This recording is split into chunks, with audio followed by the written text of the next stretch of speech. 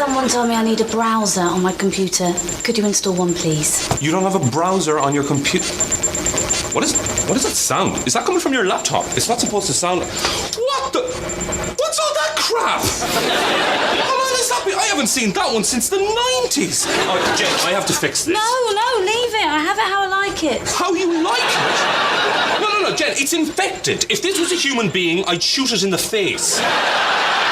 I just want you to install a browser. That's the browser there. Look at it. That's the browser. Internet Explorer is a browser. Behind the picture of the lady. The lady's not supposed to be there. She's only there sometimes. But what's the the E? But that's a button for the internet, Roy.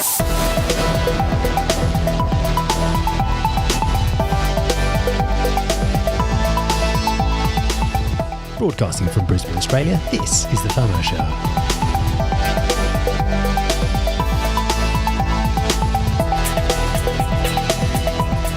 I'm Matt. And I'm Joe. And this is a fortnightly podcast where we talk about the exciting ideas changing the world today and what might change the world tomorrow. We'll help you stay across what's going on so you don't get the fear of missing out. You can find us at FOMO.show or by searching for The FOMO Show on your platform of choice. Everything in the show's in the show notes. You can find links to the stuff we're talking about and timestamps to the relevant parts, so you can always skip ahead or you can find it later. So this episode we are covering a bunch of updates from a lot of different sectors of the tech world. Yeah, we got some news from on the institutional and quote-unquote adoption updates, which is kind of interesting. We've also got some updates from the government tech realm. And we got a few transport updates as well. And we're going to talk about some advancements in gaming and virtual reality too. So what have you been up to, mate? I've been presenting at a couple of workshops and conferences the last couple of weeks. I presented at a security conference last week, wow. Brisbane's big security conference, just talking about the AA bill and all the different changes to that. So that was good. I presented at a couple of other things as well. Yeah, just been doing a lot of co-curriculars and then busy with the day job as well. How about you? Mate, very busy. Just finished running a work conference. Went really well. Had a bunch of customers go there from basically organising a conference for our customers. So we gave them a good time. Bunch of talks, bunch of networking, learning, good times as well. So yeah, it was cool. We had Telstra's head of 5G rollout turn up. Now Telstra is Australia's telecommunications company. Giant. Basically, yeah, the monopoly sort of thing there. They were the government telecom until they sold them. Right.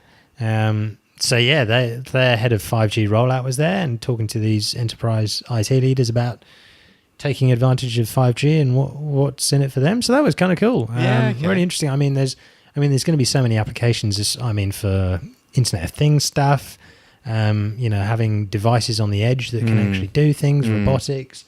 But I'm pretty interested in how that could help, blockchain stuff and transaction times and things like that. But either way, that was cool. Yeah. And there was also someone from Microsoft Azure there as well. Yeah, we had their intelligent cloud solutions lead who was there. Right. Talking about a few different, a bunch of different areas on what Microsoft Azure are doing and how businesses could take advantage of that. But yeah, they're taking a lot of things very seriously. It was really cool. And you're recovered now? Mate, almost. Straight back into work then. So yeah. Yeah, no, it's good though. Awesome.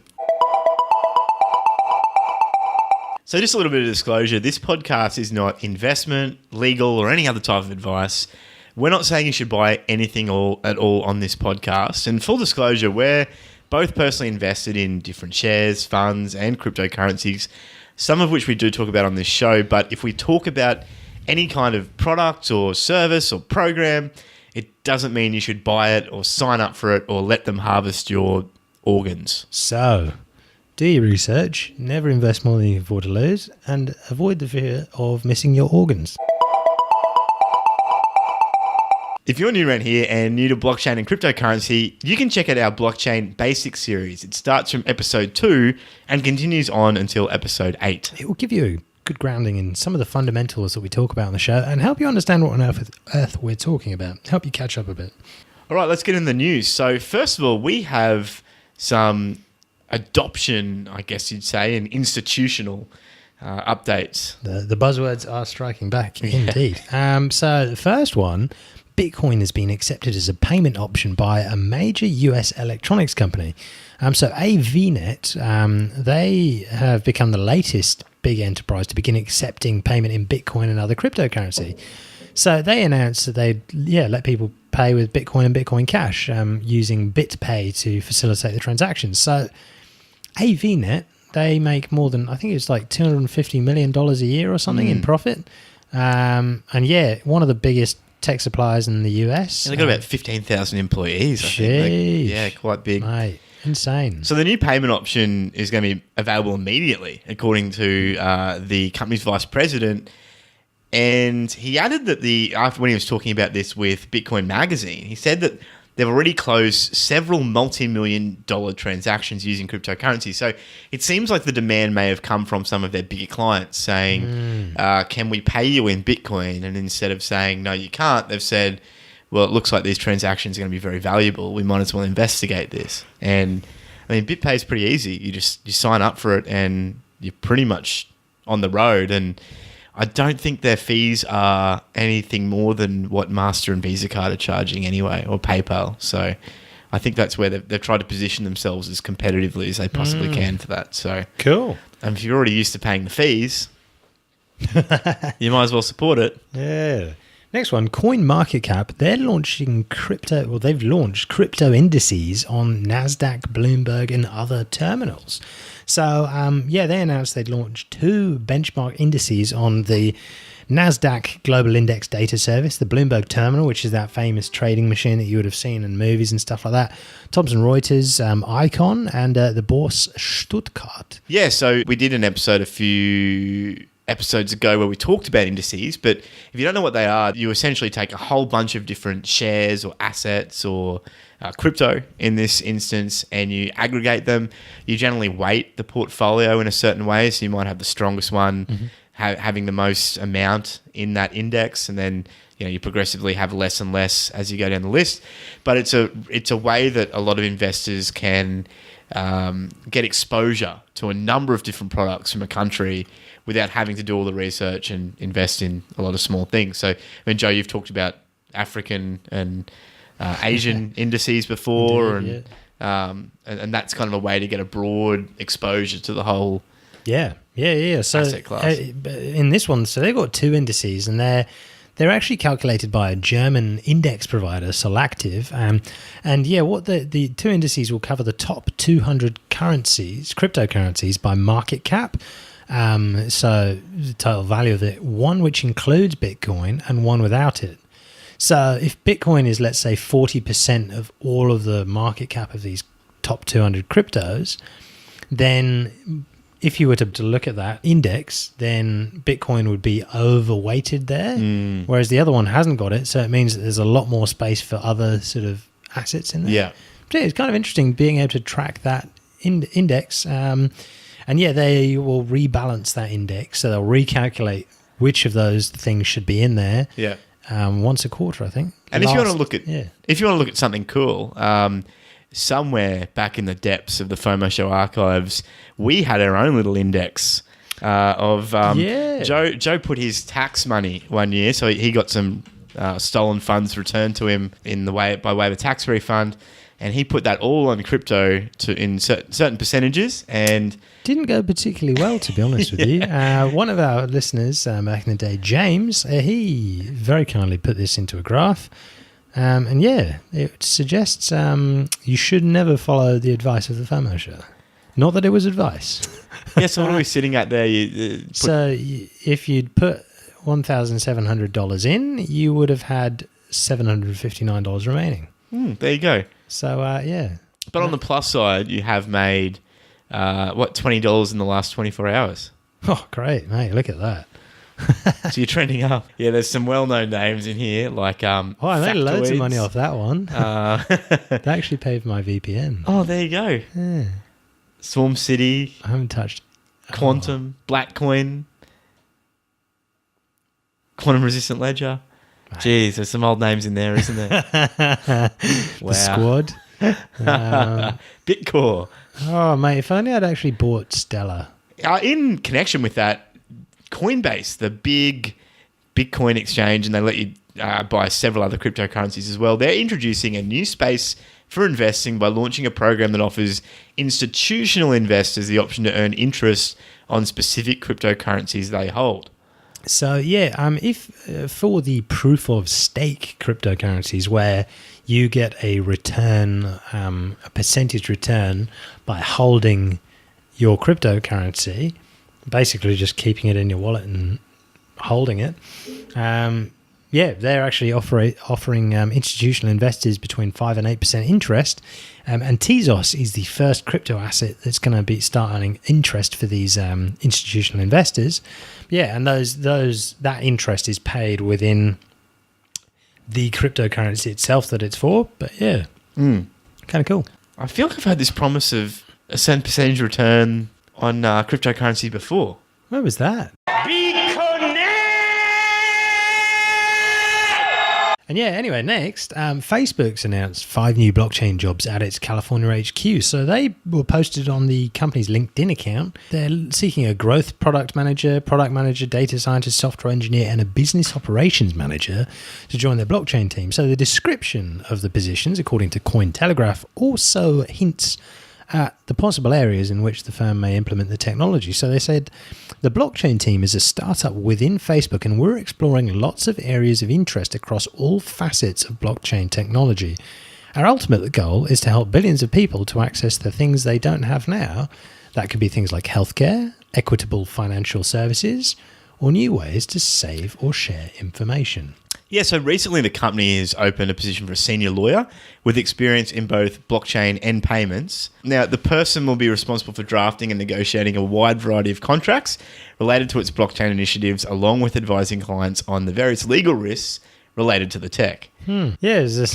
Some people reckon that Facebook's going to run some kind of stable coin or try and do some kind of coin of its own. And there's a lot of speculation about that. This CCN article on the side actually said... look, if you think Chainalysis, which is one of the biggest contractors with the IRS on tracking blockchain transactions, if you think their analytical tools are scary, imagine what a cryptocurrency built by Facebook might reveal. It knows, for example, that you held the token and then someone else held it and then someone in Iran managed to hold it and location, this, that, and the other. They'd trace it back to you easy. Yeah, and I wonder if it would start suggesting to you people that you should be sending money to and start advertising to you based on your purchasing habits. Facebook is an idealistic and optimistic company. It's perfect, isn't it? Imagine that, a Facebook card. They would, wouldn't they? Oh, yeah. Like, imagine that, like a metal copy app all gone. The whole idea of Facebook cryptocurrency is just so repulsive. So next bit of news, the $2.46 trillion asset manager Fidelity is apparently packed with hundreds of rabid Bitcoin fans. Yeah, so this is according to Ari Paula, who's a prominent investor in the industry and the co-founder of Block Tower Capital. He says that Fidelity's cryptocurrency culture is bonkers. Literally hundreds of passionate advocates at every level of seniority in the firm. They have more people working on crypto than the 5 biggest crypto funds combined. So they're like Fidelity. I think we spoke about that maybe 4 months ago. Yeah. They're actually looking to launch a crypto custodian service in the near term. Yeah. Which is a really interesting play because they're looking at storage and custodian service, which is really important. Yeah, I mean, which we get nervous about because we're like, if you don't own the keys, you don't own the crypto. But the reality is, like, most people don't want to live on the knife's edge of having the chance of losing all their money. Because if you forgot your password for some random website, how easy is it? It's going to be so easy to lose your crypto stuff, and you want some kind of trust. And Fidelity is a very trusted name. Yeah, and look, it's in their best interest to keep your money safe because they're running a fund. People put their money in there to make more money on it. So, but they're worth a lot of money, like 3.4. I don't, that's not liquid cash, obviously. Because some people say, well, if they're so big, then why haven't they just bought a whole bunch of Bitcoin and pumped the price up hugely? It's because, well, they've got risk profiles they've got to work within, but also a lot of their assets are probably held up in property and, long-term bonds and all sorts of things. So, in addition to that, the Fidelity digital asset head, Tom Jessup, He said that 20% of institutions surveyed by Fidelity said that they are planning to expand their investments in the crypto market. He said they just completed a survey of 450 institutions or thereabout. So everything from family offices to registered investment advisors to hedge funds. It's interesting. I think about 20% indicated that they currently allocate to digital assets with an intention to grow that. Wow. Which sounds pretty out there. Yeah. And prices compared to January last year, for example, Yep. would seem more reasonable to an investor. Yeah, and like it's not to say that they're allocating a huge amount to it, but yeah, I mean it's essentially a high risk, potentially high reward asset. So if they've got a certain amount of risk tolerance, they could definitely allocate a percentage to it. Just even 0.5%. Yeah, Pretty crazy. yeah. Yeah, I wonder what effect that's going to have too on liquidity as more and more of these funds and Just buy and hold. So Yeah. there's fewer available. It's a good thing it's fungible, I guess. yeah, that's true. Because, that's the thing with... I was reading this the other day. It was about the difference between Bitcoin, for example, and current, like, cash. If you go to a petrol station and you wanted to buy a can of soft drink with a note that had previously been used by a drug dealer, Yeah, they're never going to know. yeah, But if Yeah. you go and use cryptocurrency that's previously been used by a drug dealer, yeah. they are going to know. So it almost blacklists the supply in some ways, which I thought was kind of random. Yeah. I mean, there's traceability to an extent, I guess. But I mean, that's a definite possibility. You know, the more of these funds and things snap this stuff up, I mean, most of them don't trade very much on these like long-term hold assets. There may be less and less Bitcoin going around. Which means the numbers per transaction, they're going to be more zeros at the beginning. Yeah. It's very difficult because it's very easy to make a mistake because once you're talking about 7 or 8 zeros that you're going to need. Yeah. Well, I suspect it's going to be the reverse of... Because we're so used to inflationary currencies, we're used to things getting more expensive over time. And so we take, for example, Australia used to have 1 cent and 2 cent coins. Like I can't remember when we used to have them. We took them out of circulation because no one was using them anymore. They weren't relevant because the currency had inflated to such an extent. But it may be a similar thing with a deflationary currency in that we may start talking less about Bitcoin and more about Satoshis. Yeah, for example, that does make sense. Yeah, and I know in Lightning terms that they What can... is a Satoshi? 100 millionth of Nice. a single Bitcoin. Simple. 100 million. So next bit of news, the famous Dolder Hotel in Switzerland is now accepting Bitcoin as well. Yeah, so that was just a thing that was reported by a Swiss news outlet, FinNews. But yeah, it's located in the Swiss financial hub of Zurich, while similarly a auto company called Kessel, I think they sell cars or something. Yeah, they're also going to be accepting crypto payments as well. So yeah. Yeah, well, Switzerland is well known as kind of leading the charge on a lot of this stuff. And it's cool to see more and more of these bigger institutions starting to support Bitcoin. And it's weird. It seems like a lot of them are targeted more towards high net worth individuals, doesn't it? And you wonder if maybe a few of these high net worth individuals just put a very small amount in years back, kept it somewhere, and now it's worth a huge amount of money. Yeah. And they don't want to transact in anything other than Bitcoin. You know, and if you've got someone coming to you and saying, I want to spend $2 million on your car, but I'm only going to pay in Bitcoin, your answer's not, no, sorry, we only take Amex.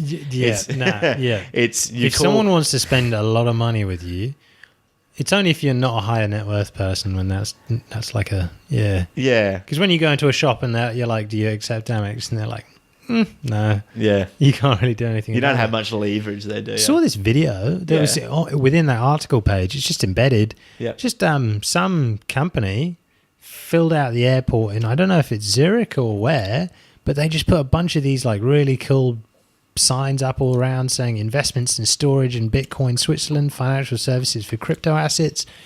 Like they're really showing how progressive they are. Yeah. Yeah, it seems like at the institutional level, and like we talk about institutional adoption a lot, but it seems like more and more people at that level are starting to believe the crypto dream, I guess you'd say. And I wonder how much that's related to the fact that a lot of the people who are now stepping into leadership positions in these companies are from a bit of a younger generation and maybe a little bit more friendly to this kind of stuff. And they're really pushing for, some progressive adoption of a lot of these things. I think that's right, and I think that's only going to happen more because you're starting to see more and more CTOs of actual big companies, not like little startups, but as in from bigger companies. Yeah, and I was talking to someone else about this recently. They were saying, "Oh, well, yeah, but how much adoption are you actually going to get with Bitcoin?" And I said, "Well, it was probably a similar thing. What was a similar thing with credit cards back in the day? Credit cards have been around since the '60s, but back then, only the most progressive people used credit cards. Right, so many people still use checkbooks and other wire transfers and all that banknotes and whatever else. There was a bunch of other things that used to be around. Now we've got very, very widespread adoption of credit cards, but the people that are coming through the school age now, for example, do you think they're going to be rushing out to get bank accounts when in 5 to 10 years time they hit maturity, or is it more likely that they'll try and find a way to have a crypto wallet? If the infrastructure is there enough that they can start getting paid in it, and it's digital money and it's internet native, I suspect that they'll be a lot more friendly to it than even we are.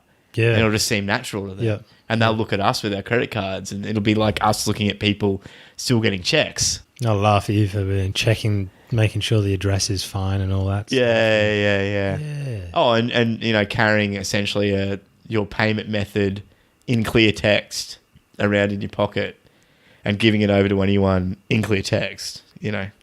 That's one thing we don't talk about with credit cards, and we'll touch on the Apple Pay card in a second, but your payment method is literally written on your card, and anyone that has those numbers can debit to it. It's so insecure. That's such a good point. Yeah, you're not signing anything. All the numbers are there. Yeah. The number of people who are like, "Oh, just put your credit card numbers in on our website so that you can use our service. It's the only way to book our service." Yeah. And it's just a regular web form that submits to them your credit card details. Yeah. And that's it. That's all you need. That's all. It's not like insane. because with crypto you've got to sign it. You've always got to sign your transaction to say yes, this is me. And by you signing it, they don't get your signature. Like they don't get the ability to then sign transactions on your behalf. You keep that, and the blockchain knows that you signed it, but doesn't actually get that password disclosed. So it's a lot more secure than using a credit card. Just food for thought. There have been a couple of random government developments in blockchain as well. So firstly, there was a government meeting in the UK. It was more of a showcase that was presented to the UK Parliament of real-world blockchain applications. So it was organised by the All-Party Parliamentary Group on Blockchain. And the event featured live presentations from 4 firms working in the blockchain industry: IOTA, Oracle, Everledger, and Lloyds of London. So amongst the audience were members of Parliament, government officials, and industry leaders. And the live demonstrations highlighted the potential of, and this is quoting verbatim, the potential of blockchain in real-life applications in supply chains for olive oil, diamonds, international trade, and insurance claims. Australia has also been getting into blockchain too. The federal government have said they're going to develop a national blockchain roadmap, whatever that means, and kick in a further $100,000 for study. And this is a bit of a trend with our government anyway, but it's even funnier because another arm, the Digital Transformation Agency, has recently said the technology is at the top of a hype cycle. And they've been quite skeptical about putting any more money into it really at all. And the Chief Digital Officer, Peter Alexander, has actually told the Sentiment Estimates hearing in October last year that for every use of blockchain that you would consider today, there's a better technology. Which is not a bad point. No. And yeah, he said it was the top of a hype cycle where it's the peak of inflated expectations, where everyone believes that it can solve all these problems. But there are a bunch of useful use cases, especially, and I think it needs to come down to trust in what's going on. So ratings of things, for example, could be done really well through that. Or you see the whole voting side of things, or things where you actually need to be you want to be pretty sure of the validity of the information that you're looking at. Yeah, I think the application of the technology is limited more by the network and the adoption rates at the moment. It's kind of like, we talk about the internet a fair bit, but it's a good parallel in some ways. We could network computers together for a long time before the internet, but it was really adoption that drove the utility. Like without many people using the internet, social media wouldn't have become a thing. For example, you had to have people on the platform first before you could derive the utility from the platform. And I think the issue with the blockchain side and what I think some of these comments are about is that the tech guys and the tech community and a lot of these startups have looked at where things could be in the future, but they've kind of made it sound like we're already there. Yeah, You know, that like- does. Yeah, Yeah, whereas the network, there's not enough adoption on the base network yet to do all the things that they say we could one day do. Yeah. Because you almost first need this before that can happen. Exactly. Yeah. And so it's not that blockchain technology or what may become the dominant quote-unquote blockchain platform, it doesn't have incredible theoretical possibility and potential and can't already do some things really well. It's just that so much of that depends on actually having the users on the platform in the first place to be able to do it. Let's order a chicken and an egg at the same time from the same online shop. See which arrives first. Yeah. Let's just focus on getting all these merchants accepting crypto first. Because once they do that, then you've already got a bunch of people using the network. So Next one, there have been a couple of big updates from Apple, and we're going to start with the first one, which I posted an image of this into the Telegram group, FOMO Show Telegram group, probably a week ago, just after the Apple special event that they like to call it. It's a very special event that they run every year with all their special updates for their special products. And this special update Special for the people. special products for special people came with a very special announcement. And this is a new credit card that is coming out in mid-2019, and it's beautiful. So it's both available within Apple Pay, which is the payment sort of wallet sort of thing that's within Apple. So you can stick your Qantas cards on there and your loyalty cards on there, and you can stick your credit cards on there, and then you can use your NFC tap and pay sort of stuff from there. But there's also, for shops that don't necessarily accept Apple Pay at the moment, they've paired up with MasterCard, I believe, for this titanium card, which just has an Apple logo, your name, and the little chip on it. And yeah, they've called it. There's a video that actually their intro video to it, but they call it a new kind of credit card, simple, transparent, private. Rewards are built in, so you get cash back. There's no points. No more, how do I redeem this again? A credit card that encourages you to pay less interest, they say, and it doesn't even charge any fees. yeah, so VentureBeat have covered this, and they've said the Apple Card will be accepted by vendors who participate in MasterCard's network, and the banking side is backed by Goldman Sachs. Now, when I saw this, I kind of... They're saying it'll be private and transparent and simple. And so initially I thought Apple must be doing all the mechanisms behind this and backing it themselves. But it is backed by Goldman Sachs, who back a lot of other American credit cards already. Right. So I guess the question is it really that private? Is it really that much different? Well, going into that, Apple maintained that its customers are not the product with its services, which is to say it doesn't harvest or sell their personal information to profit off their data, which I find very unlikely. Anyway. You can trust us. Yeah, well, with them, they can facilitate their transactions that have similar end-to-end encryption and privacy as other communications through its servers, which I already don't trust.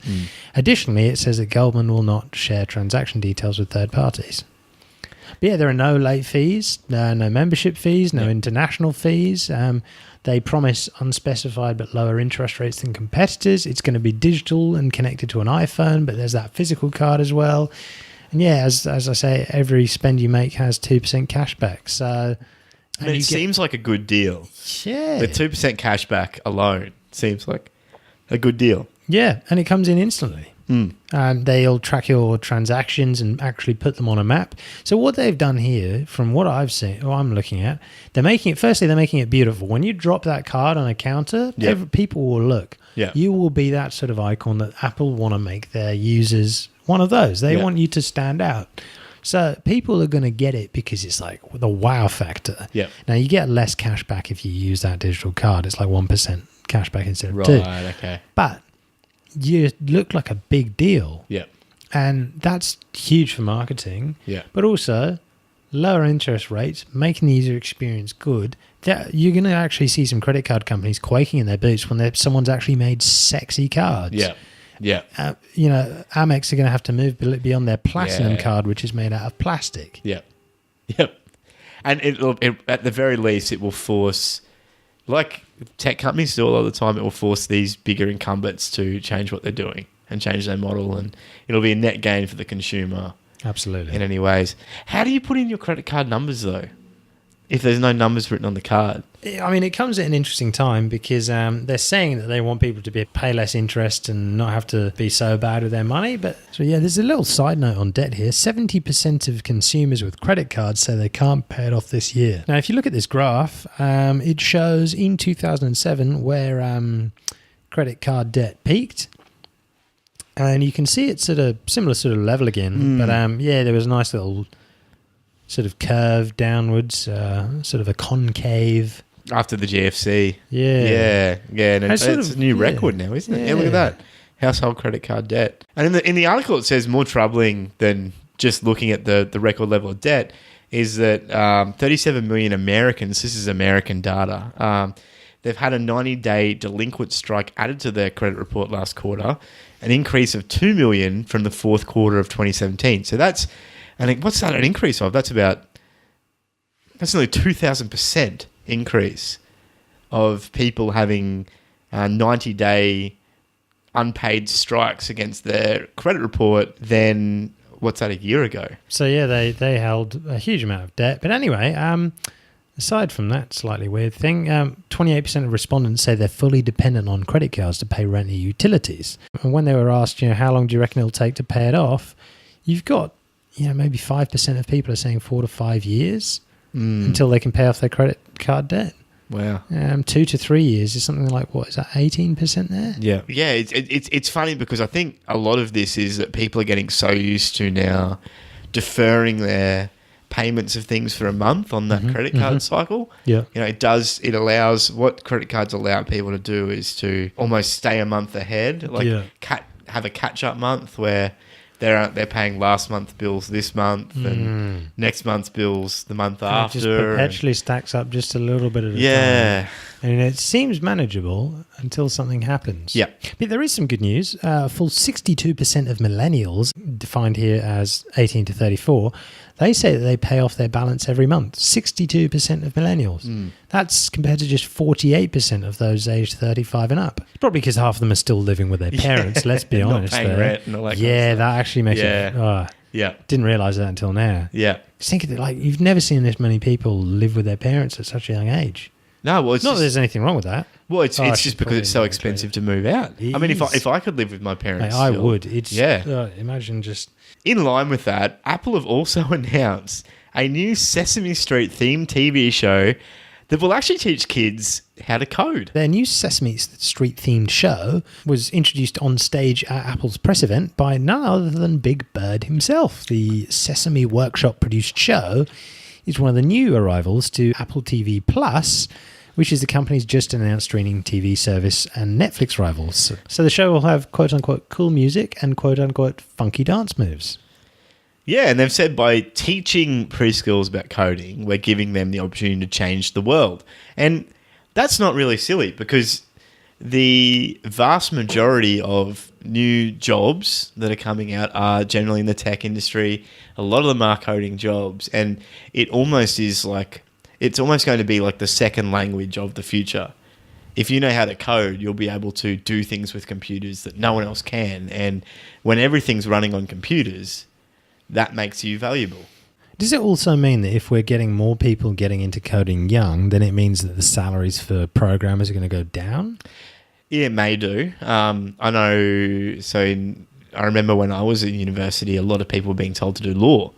And basically, if you were doing well in the humanities subjects, you were told to do law. That was like your thing. So my initial class in my first year was huge, incredible. I think every year there were 10,000 law graduates in a profession of 70,000 lawyers for Australia. Sheesh. So that's in 7 years you could replace the entire workforce with new grads. So obviously demand for jobs is huge and there just wasn't enough to go around. But lawyers weren't putting on legal jobs at the same rate that companies are putting on software development and programming jobs. Yeah, you make a great point. It's just a massive undersupply. Yeah. And there's no indication that that's going to slow down, because it's touching every industry. Because if you want to do nearly anything now, you need to have a program. You need to have some form of, generally something on the internet. You need to have some form of program to manage it, some code, a server to put it on. I know, because it's weird, because we've had the workforce shift from everyone who's just in agriculture, not... Yep. Not before the Second World War or First World War times, you had like a massive percent of the population were just in agriculture. Yeah. Anyway, mechanisation, brilliant. Yeah. I guess you could just view it as another form of mechanisation, hey? Anyway, so Apple are going to teach kids to code, which I actually reckon is really cool. It's and great. Good on them. Yeah. I wish I'd been taught to code by Sesame Street when I was young. Could you imagine? I wish I listened to my dad when he was like, yeah, you should think about this. He just never pressured me. He was always like, just do what you want to do. It's like, make me want to do coding. Make me. But it wasn't cool either at school, like no one wanted to be coding. We need to work out how you actually, it's a bit of propaganda is involved in this. Yeah. They've started to do that. They've made TV heroes for kids, more those little science nerds. Yeah. Where back in the day, that was not cool. Yeah. But then you had Jimmy Neutron or whatever all this stuff is. Yeah. Whiz Kid. Yeah, sure. I have no idea. But it's starting to be the more nerdy person. So it almost needs to be more propaganda towards children that shows that learning to code is actually dope and worth being cool in the playground about. Well, as soon as my kids are able to basically type at a computer, I'm going to teach them to code. And I guarantee you they'll probably know more about it than me in 2 or 3 years. That's the aim of it. That's good. Yeah, good. But I think it is such an essential skill. I don't think there's any more essential skill for the future than knowing how to code, because knowing how to code opens up so many possibilities to you already. But imagine the kind of possibilities it's going to open up in 20 years when everything's connected and we're living half our lives in VR or whatever. I'm going to buy you an Apple TV Plus. I do not want an Apple TV Plus.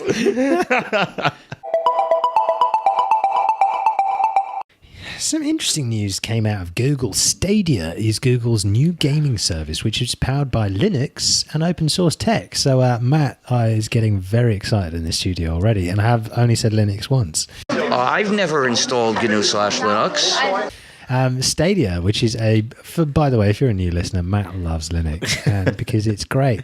Anyway, Stadia is... If you don't know what Linux is, just stick around for a bit, you'll find out about it. It's a brand new game streaming service from Google. Yes, this has been rumoured for a long time, and at GDC this year, Google finally unveiled this cloud service, and it is really exciting. And if you were around the gaming world, I think it was about 10 or more years ago, there was this service called OnLive that came out, and everyone thought it was going to be the next big thing. And they were essentially saying that, why would you need a computer in your room when you can connect to a server and we can stream games to your laptop or your desktop or whatever? And that's what they were going to do. They were going to, and so I think they were going to make a console as well that streamed games to it, and there were all these different things. And then they faded off into obscurity and went bankrupt because the infrastructure just wasn't there. The internet speeds weren't great. There was a lot of latency issues, and the server architecture just wasn't up to it either. PlayStation even did something similar called the PlayStation Now, which is based off OnLive. But yeah, so they are one of the biggest cloud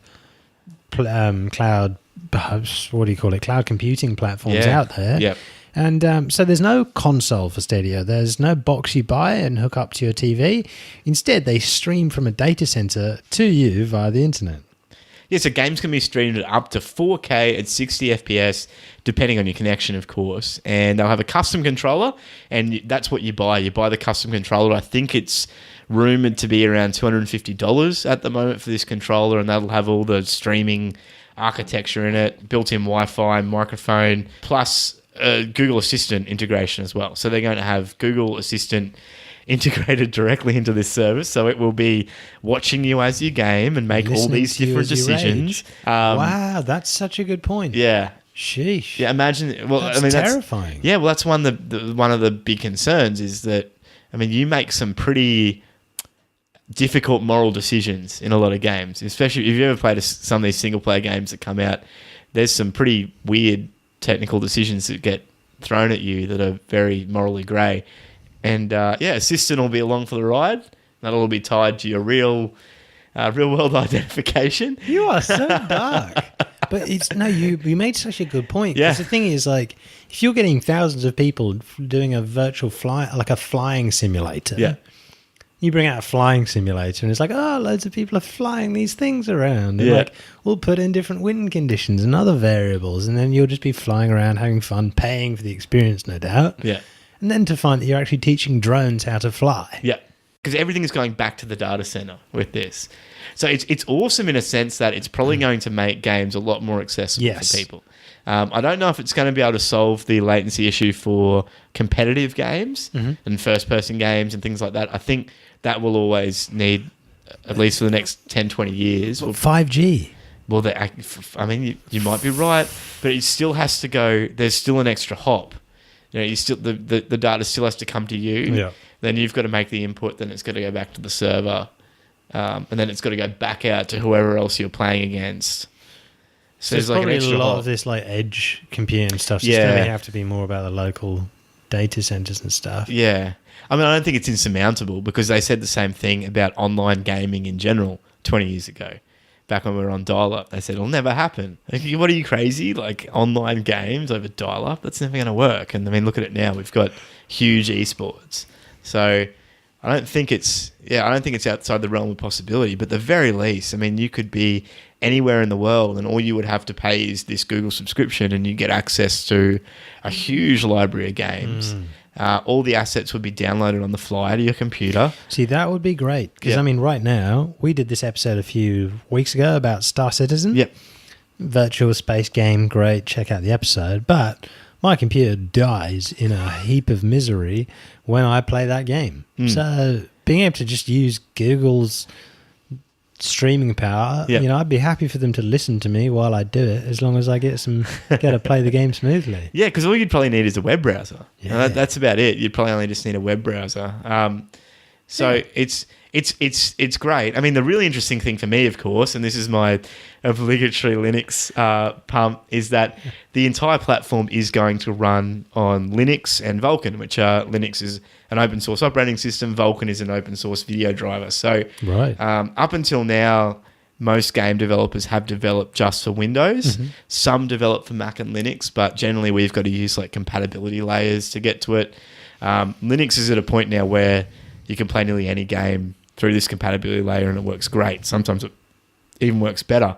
But yeah, Google deciding to move to Linux not only says how awesome the operating system is and that you should check it out, but it also says that game developers are going to now have to start considering developing not just for Windows.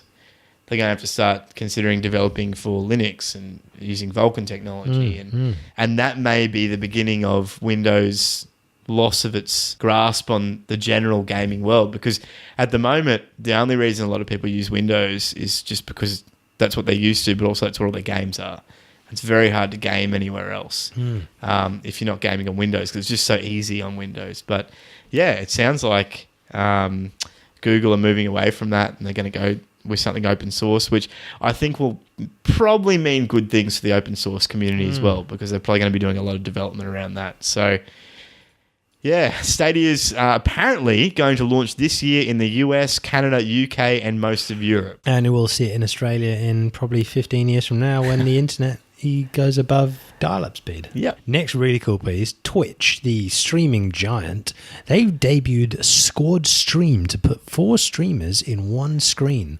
And this is really cool because if you've ever watched, as I'm sure many of our dear listeners do, streaming game streamers live, you'll usually just watch one player at a time and you'll hear them chatting to their mates as they're playing in these multiplayer games.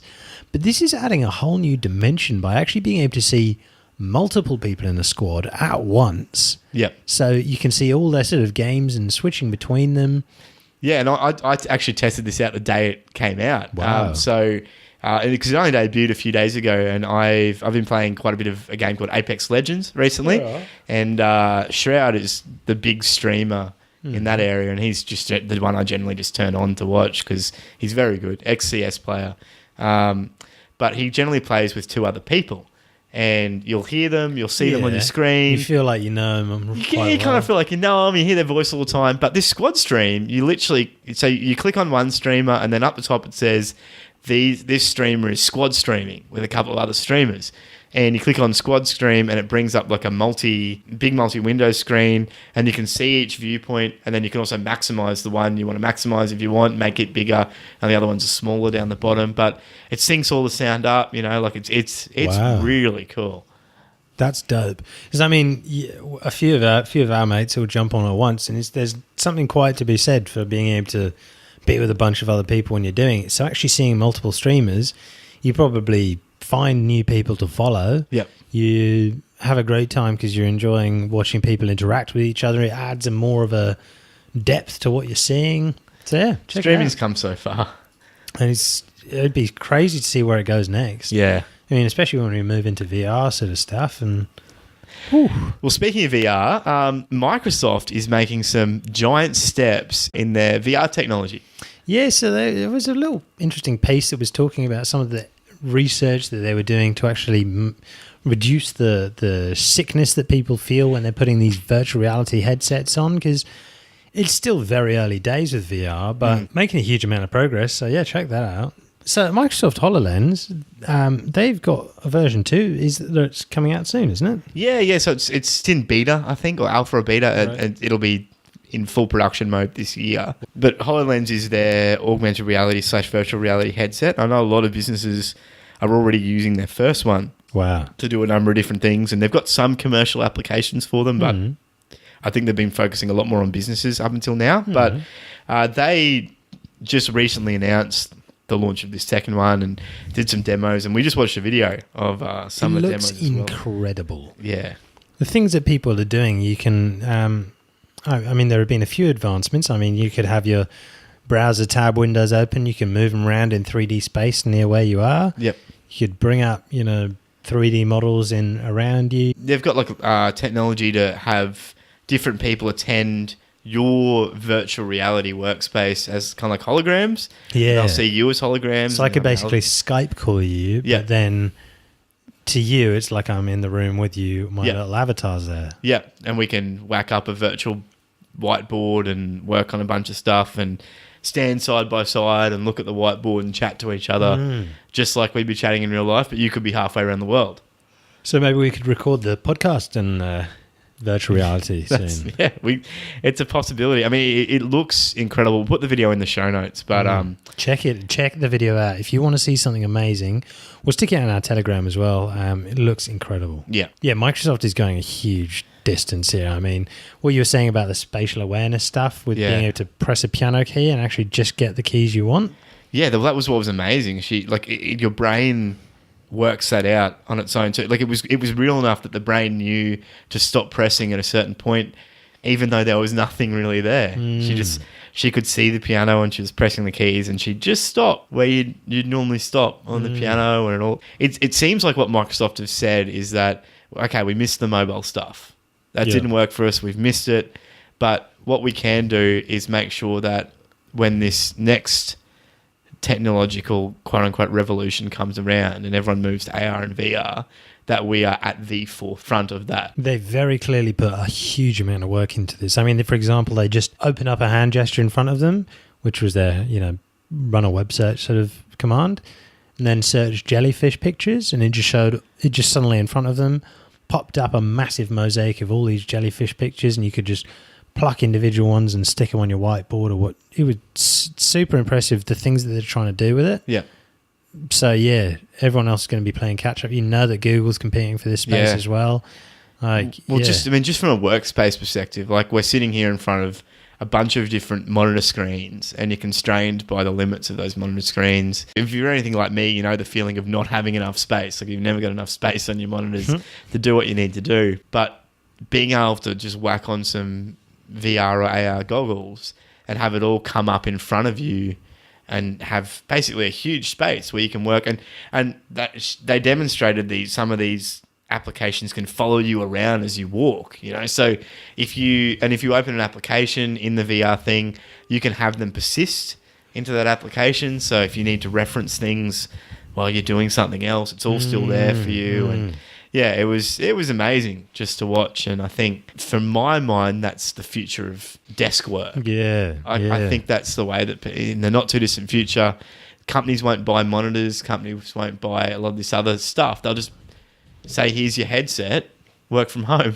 You can be in our virtual corporate office. Yeah, if you want a good laugh, check out this video that from Reddit. It's from programming. It's a video showing so it's like a humanoid sort of mannequin with a just showing the development of it trying to learn to walk. So it had an artificial intelligent agent that was just keeping on going up until it could actually walk better and better. Like, you know, trial and error, lots of stumbles and falling, lots of weird angles, and it was basically instructed to move forward through an unknown course, and it just learnt as it went. Yeah. So without being programmed to run, jump, or climb, it was running, jumping, and climbing. And yeah, and some of them even develop like different bodies to tackle the problems. Yeah, which is kind of weird and a little bit disturbing, watching them decide, okay, well, maybe this body isn't the best for what we're trying to do. So let's build a different one. It was the style that it developed with the Yeah, but it's a great little video. I'd recommend just watching it. It's only about a minute long, but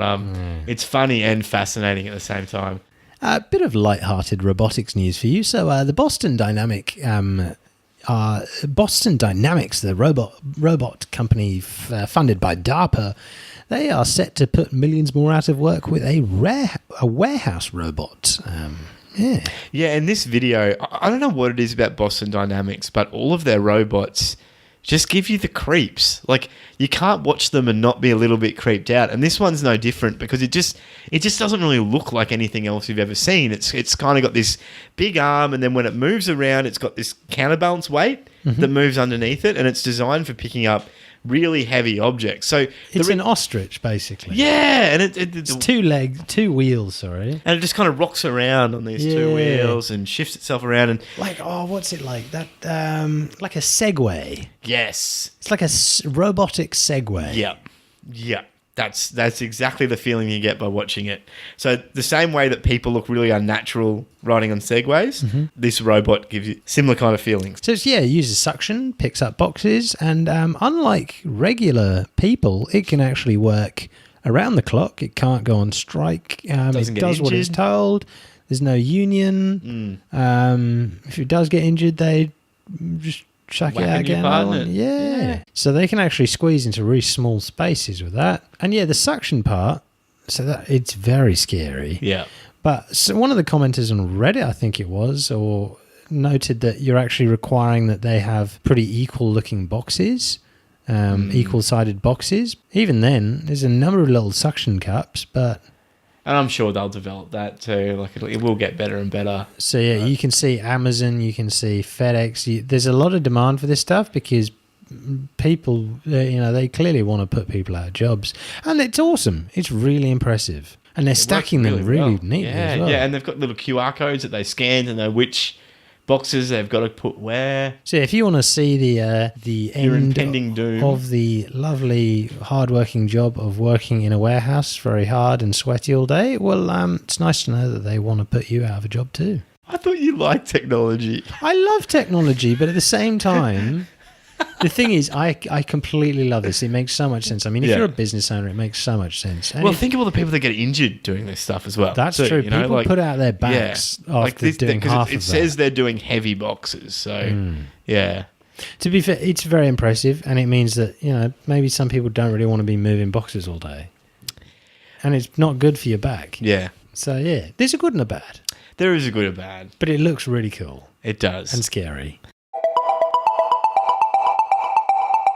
We've got a few transport updates. First up, Daimler, the Mercedes owner, acquires a majority stake in Torque Robotics, who are a self-driving vehicle company. Yeah, well, I wonder if this is to compete with the Volvo self-driving trucks, which were coming recently, which they're trialling them in ports to essentially help ship everything around the ports that requires a lot of starting and stopping. And a few different interesting companies there. I mean, you've got Uber had Waymo or something, or maybe Google owns Waymo. I think Google's Waymo. And then you got Uber have something else. Yeah. Uber just got a bunch of investment from someone too, didn't they? Yeah, oh, yeah, SoftBank, wasn't it? Yeah, so that's right. So Yeah. After their self-driving, Yeah. car unit. Yeah.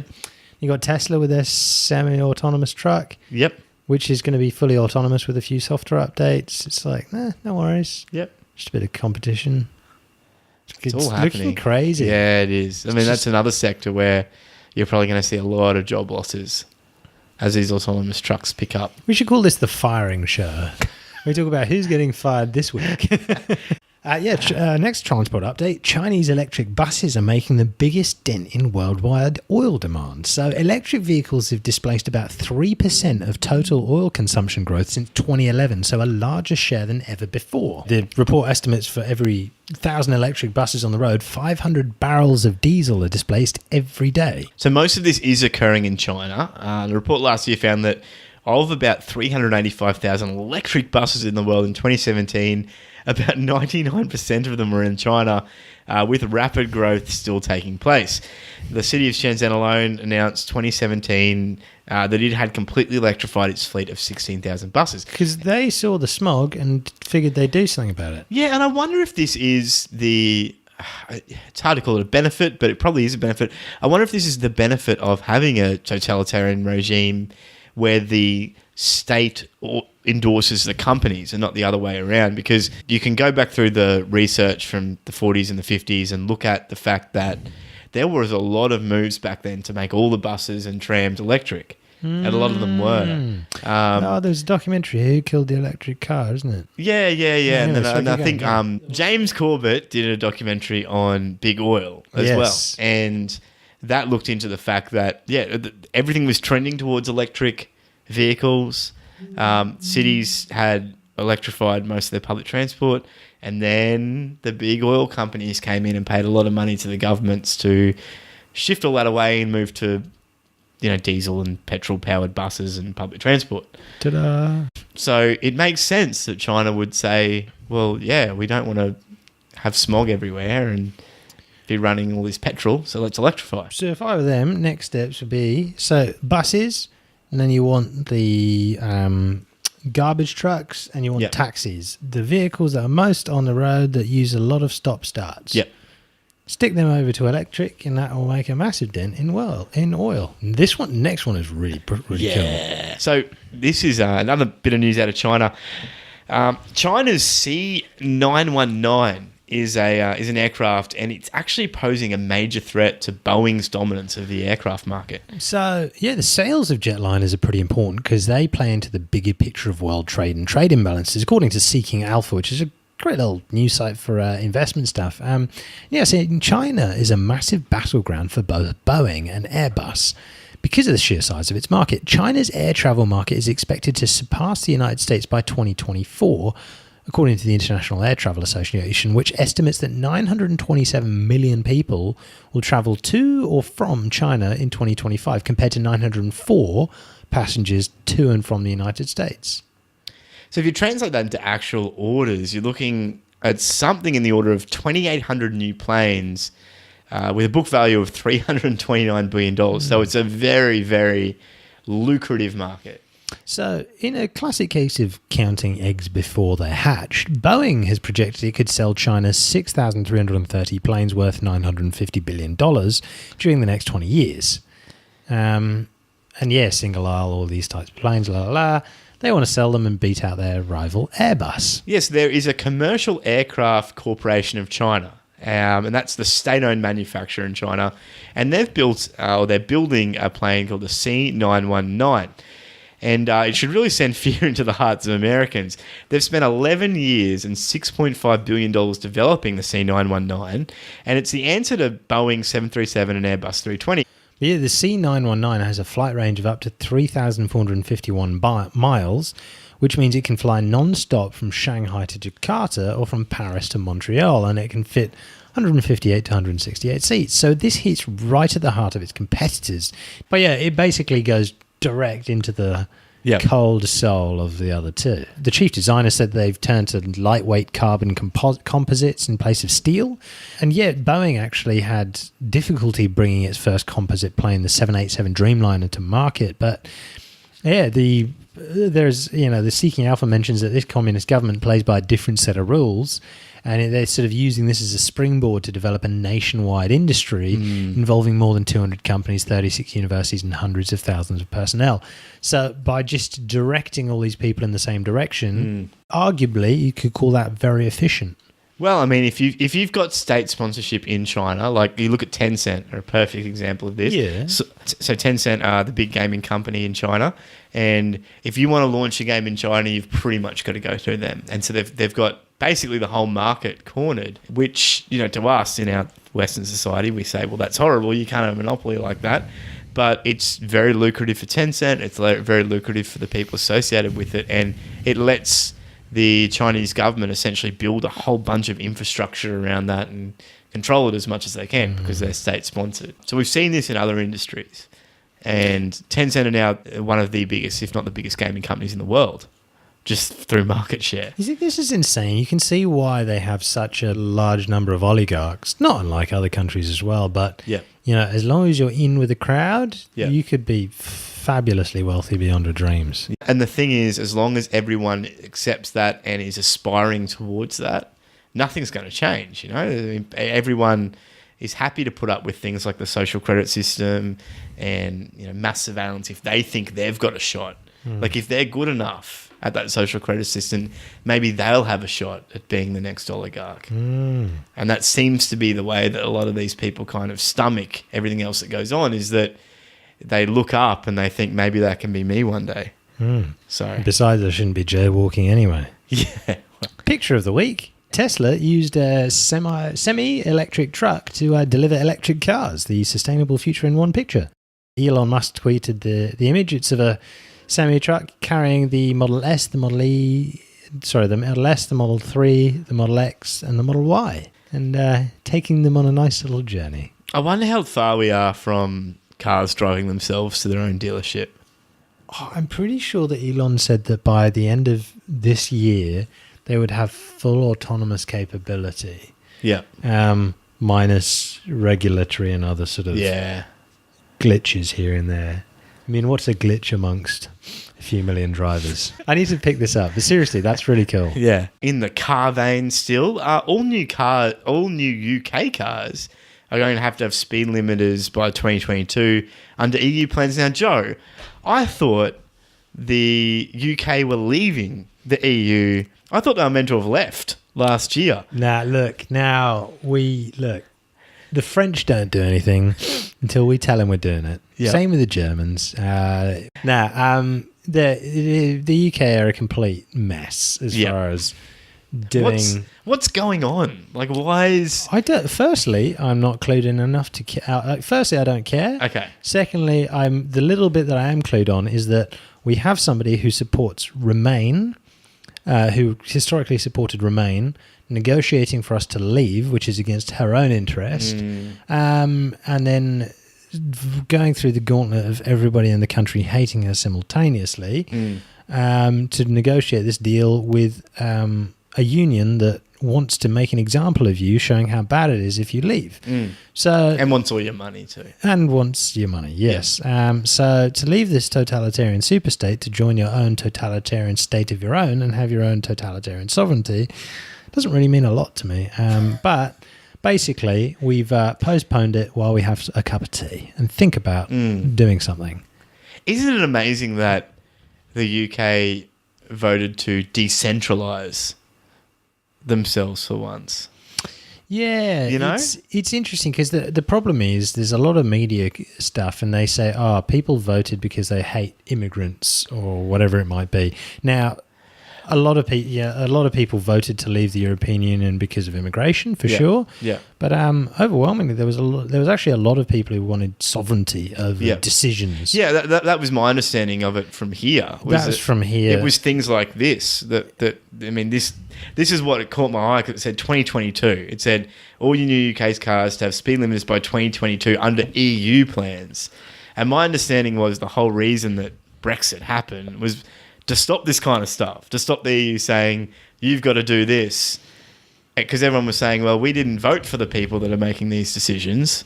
They're not our government. Look, They can all get stuffed, if you ask me.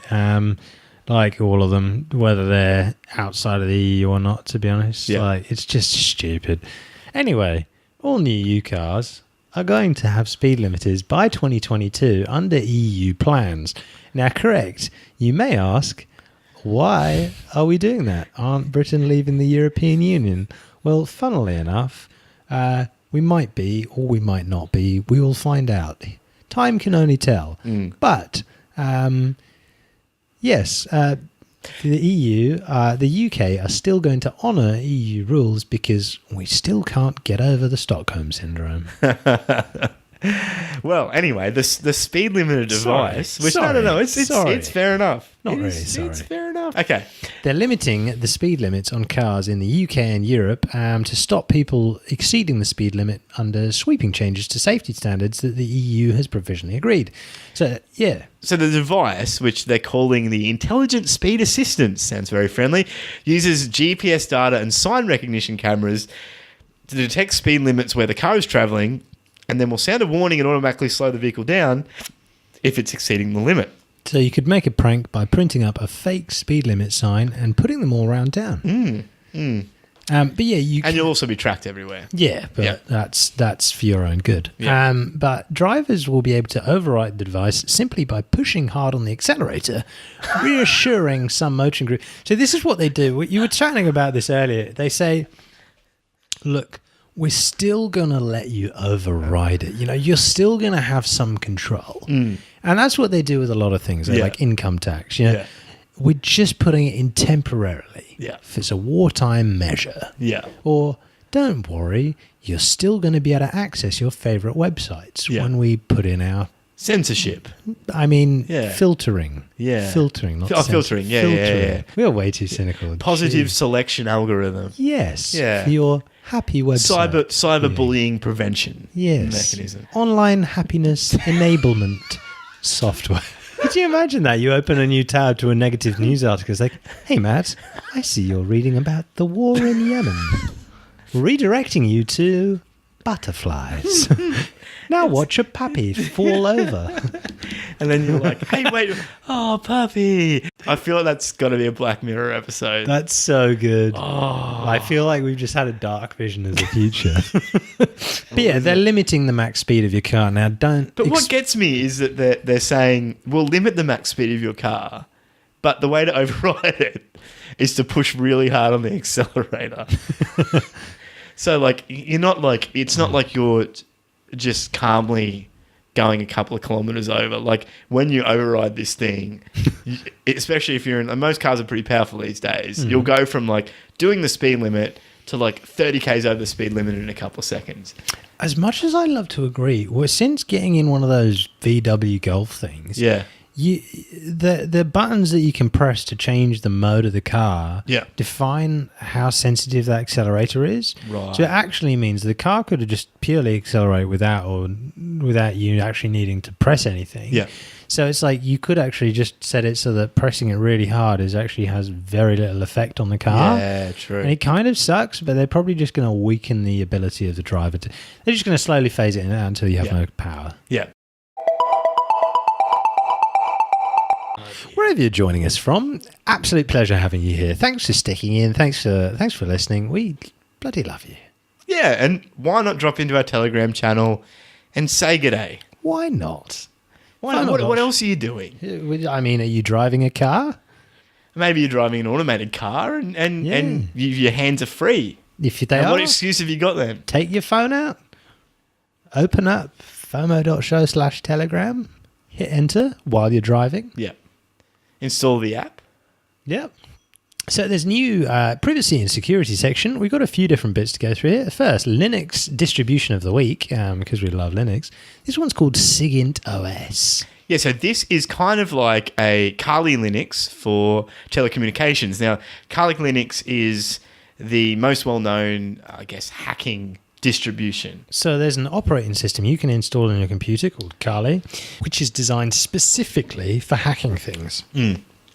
So it's got all the hacking tools built in and all that sort of stuff for education and hacking your own Wi-Fi network and other such things. Yeah, so when Joe moved to a new place and he didn't have internet, his neighbours may have noticed a significant spike in web traffic. And that was not at all related to the fact that he had Kali Linux on his laptop at the time. Yeah, I didn't even have Kali Linux on my laptop at the time. I didn't even have a laptop. I also regret everything. But this distribution appears really well executed. It's built with graphical user interfaces. It's easy to understand a number of the apps. And interestingly, it gives you access to a whole bunch of signal intelligence tools like an FM and GPS transmitter, a jammer, a GSM base station search tool, and an IMSI catcher. Now, a GSM base station search tool means that if you want, you can search the nearby GSM towers and begin to pull information from a number of those towers. Wow. Because there's a whole bunch of information being beamed to those towers all the time, and a lot of it's not encrypted. So it's interesting that there's a GPS transmitter, there's a jammer as well, which is quite kind of interesting. So you could potentially, prevent other communications nearby if you had probably a third-party sort of transmitter device. FM, you could start a pirate radio station, or you could just listen to classic FM wherever you are. There's a bunch of really interesting looking tools in there, which I haven't fully dived into, but there's some basic ones like Wireshark, where you can sniff like packets that are flying past in the air. And they've also teased an LTE sort of like 4G search and LTE decoder, which there's some interesting stuff that's in the development. Some of it's a bit more locked away for now. But yeah, so if you're at all in this space, then obviously check it out. But even if you're not, I mean, it opened my eyes to just the amount of stuff that is available there if you can listen for it. Like, we kind of think that our phone data is protected, our internet data is protected, our radio data is all the stuff we're sending via the airwaves is protected. But just using this laptop, and so this distribution and a laptop, you can pick up a whole bunch of these signals and get some really quite interesting information from them just from simply sitting in your room with a laptop. Yeah. So check it out. That is SIGINT OS. Hack of the week. Hackers hijacked ASUS software updates to install backdoors on thousands of computers. So yeah, the massive tech laptop giant / they make a bunch of other things. They're believed to have pushed this malware to hundreds of thousands of customers through its trusted automatic software update tool after attackers compromised the company's server and used it to push the malware to machines. Yeah, so Kaspersky Lab, which is an anti-malware, antivirus company, says that ASUS was unwittingly making users install a malicious backdoor on thousands of their computers last year. And the malicious file was signed with a legitimate ASUS digital certificate, and it was actually 2 different certificates to make it appear authentic. And at the time of writing, and I think still now, at least one of those certificates hasn't even been taken down yet.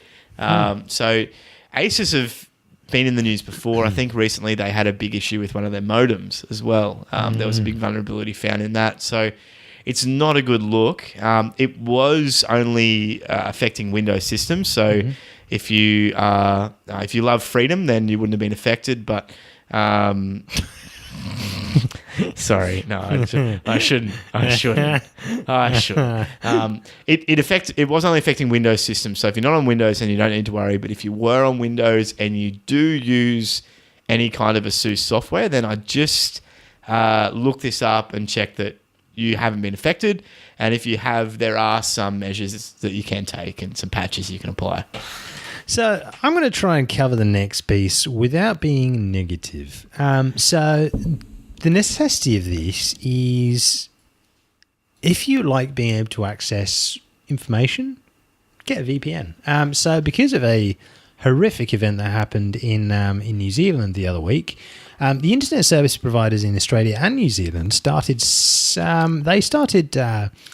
filtering and protecting users from accessing certain news sites, including Zero Hedge, which we cover frequently, archive.is, which is which keeps sort of backups of websites, LiveLeak, which is a live streaming website, Vote, which is like I think that's a social sort of network, And there was, what was the other one? BitChute, which is like a YouTube alternative. Yeah.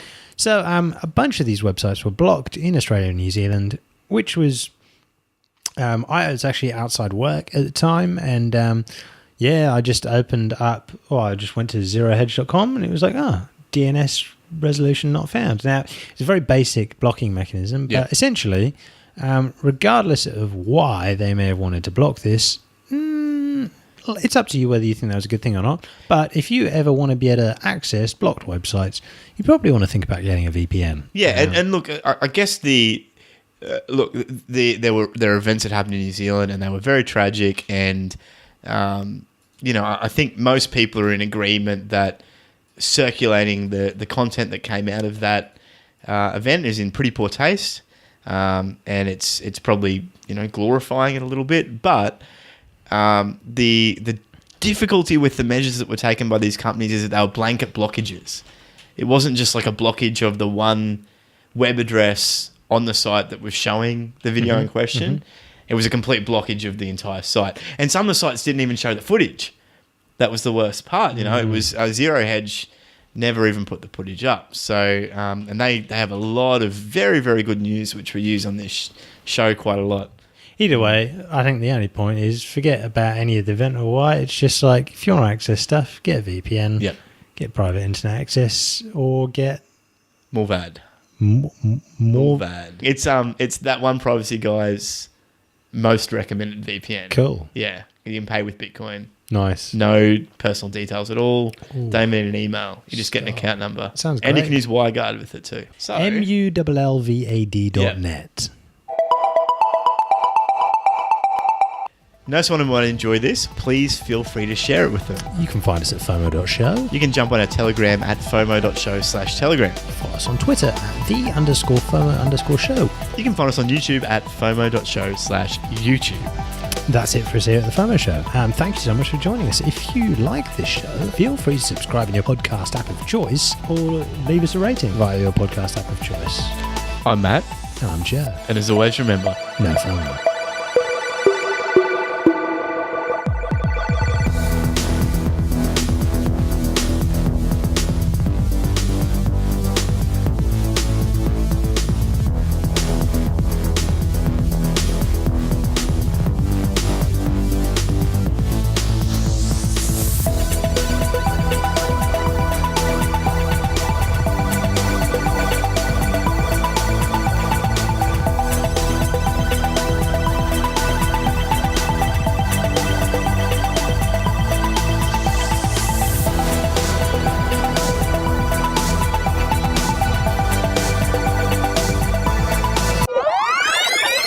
Follow us on Twitter at _FOMO_show. We never tweet.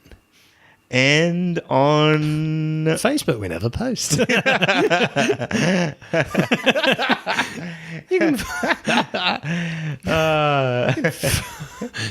can join us on MySpace. It's probably what our future police state is going to be policed by. Well, they just drive up behind you and just pick your car up with their suction cup, and you're in a car which has like a convertible, and it just pulls. They pick you up with the suction cup. Citizen, stop right there, criminal style. Hang on, I'm just going to go Facebook jobs. Yep. Okay, cool. I've applied. We'll help you We'll help you across what's going on. We'll help you stay across what's going on. Yeah, I feel like we descend into cynicism, I think. Like, we start off really positive, and then over time, like... You get to the end of the show, and some of our listeners probably just like hung himself. Oh, well, I guess this is it. It's like another pedestrian hit by a FOMO show listener. Sources say they were at 1 hour 15 in the podcast. Traditionally, the most depressing time of the recording. Do you ever find that, like, when people are like, oh, no, I'm not an alcoholic. And then someone's just like, so you've just drank 3 bottles of whiskey. You know when they get, like, they do the Hoarders TV shows and they're like, okay, so So like instead of it's like what they do with people who eat loads of food. Yeah. And they're like, what we're going to do is we're going to put in front of you all the food that you eat in a week. Like, if I printed all those tabs out, like, you'd be buried. Right. Anyway, sorry. I'm attacking you. I do need to clean it up. I'm attacking you. I do need to clean it up. Unnecessary. Tougher penalties to keep Australians safe on. The Morrison government will introduce tougher penalties to protect Australians' online privacy.